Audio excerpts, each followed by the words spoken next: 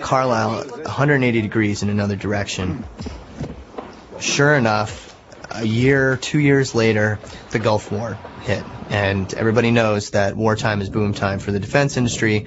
So once the Gulf War hit, these properties skyrocketed again. And Carlyle made a ton of money. They did very, very well. They really cleaned up during that 3 or 4 year swing. And after that, Carlyle said, hey, you know, having these politicians on board is pretty great. I mean, they know things that nobody else knows. In fact, you know, Frank Carlucci was setting up policies while he was in office as Secretary of Defense that he's now capitalizing on as chairman of Carlyle Group. And, you know, it's a brilliant scheme if you think about it. You set up the policies, you leave office, you go into business, and then you exploit those policies. They picked up George Bush, James Baker. Richard Darman is over there, who was a former budget director in the White House. Arthur Levitt, the former SEC chairman. William Kennard, the former FCC chairman. In Europe, you have former Prime Minister of England, John Major.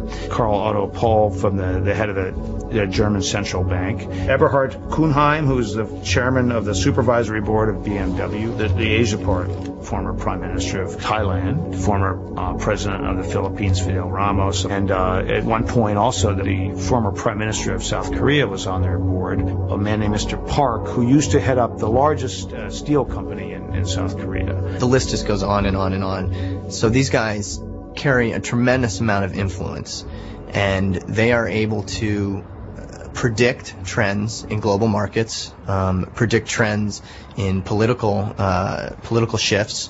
And in some ways, and this is the sort of the most insidious part, and if you want to be cynical about the Carlyle Group, you have to be concerned about their ability to influence these trends and actually affect change in government policy, which would positively affect their investments. Former government officials tended, before Carlyle, to go to academic institutions, or they tended to, some just retired, or many of them became lobbyists. Well, for someone like Jim Baker, who really had been at the pinnacle of American power for over 10 years, he'd been chief of staff, he'd been secretary of the Treasury, ultimately secretary of state. For Jim Baker to be a lobbyist or even to be a lawyer was not something that was terribly interested in him. If you're a Republican during a Democratic administration in the White House, for example, someone like James Baker, you're able to revolve out of the White House into the Carlyle Group, work there for a period of time, and then when that Democratic administration is through, like Clinton's was through in 2000, you're able to revolve right back into the White House. Colin Powell did that. Colin Powell did a little consulting for the Carlyle Group. He knows the guys very well. He knows Frank Carlucci very well. Frank Carlucci was his mentor as he came up through the ranks. And I think his relationship with the Carlyle Group personifies the gray area that the Carlyle Group works within. Some of these guys are never officially hired. You know, some of them are only put on retainer. Some of them are paid in very ambiguous ways, like through investments that they make through the Carlyle Group or the amount of money that they help raise, that kind of thing. So it's never really clear at any given time who exactly is working for the Carlyle Group. No one really knows unless, you know, they officially... Unless the Carlyle Group wants you to know. If the Carlyle Group wants you to know, then they put them up on the website and they put them in their brochures and that kind of thing. But if you look on the Carlyle website today, you don't see George Bush Sr.'s name anywhere, although he is working for the Carlyle Group. George Bush Sr. is a fundraiser. He is the kind of guy who can go into Kuwait or Saudi Arabia, where they love him, pack the house, and get these guys to open up their wallets and give money to the Carlyle Group. That's his role. But if you look in over the history of this company, George Bush Sr. has clearly met with business leaders one-on-one, met with political leaders in South Korea and in Saudi Arabia, and that would lead one to believe that he's doing much, much more than just giving speeches for the Carlyle Group. So I got a call one day from Carlyle after I blasted them in the papers, and they said that maybe we should get together and talk. We had breakfast at the Mayflower Hotel. Everything was going just fine. We were eating our eggs and bacon and talking about the weather, and then somewhere in the middle to the late part of the meal, he said, how come you're trashing former President Bush? And he said, he's a very, very good, decent man, and, you know, I think it's really unfair what you've been doing about former President Bush. And I said, well, you know, all you have to do is tell the world what exactly he's doing for you. And I said, what is he doing for you? And what's his position there? How much money did he make last year? And he said, well, I can't tell you how much he made. Has no official position. And I said, yes, he does. He was the head of your business council in Asia. Last I checked, he still is. And he goes, well, that's just an advisory post. And he said he just gives speeches. And I go, how much does he get a speech? And I said, I heard it's well over $100,000 every time he opens his mouth. And I said, so if it's just a few speeches, why don't you just tell us where and when and how much? And then people like me will go away. And he said, well, that's not possible. George Bush Sr. after he left the presidency, he was working for Carlyle and made several swings through East Asia, going to Thailand, going to South Korea and other places, sort of looking for investment opportunities for Carlyle. And Carlyle finally settled on South Korea.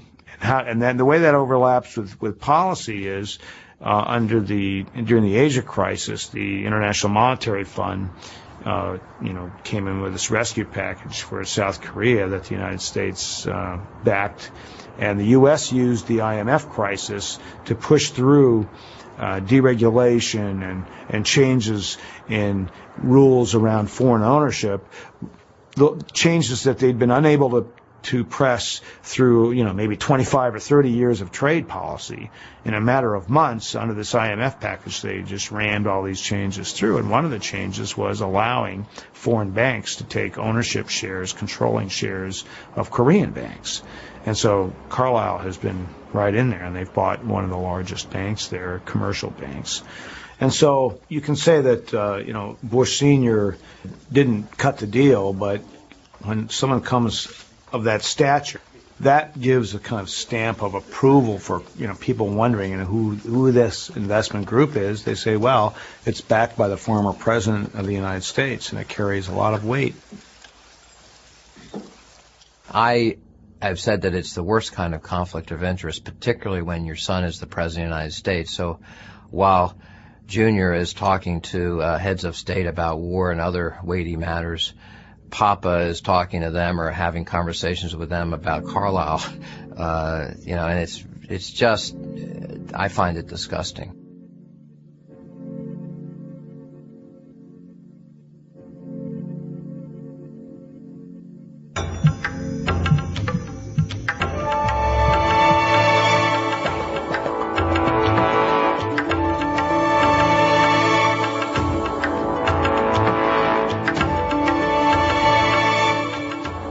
Carlyle bought United Defense, which is one of the largest military contractors in the country, in 1997, and they went on to work with United Defense on a very specific program called the Crusader.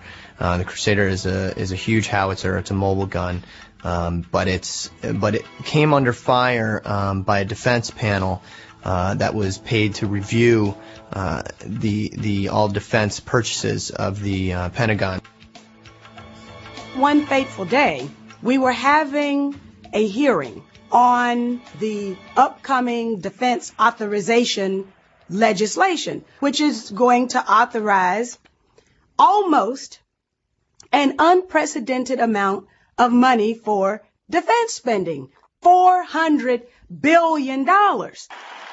After September 11th, huge defense money was unearthed. Our men and women deserve the best weapons, the best equipment, and the best training. And therefore, I've asked Congress for a one-year increase of more than $48 billion for national defense, the largest increase in a generation. The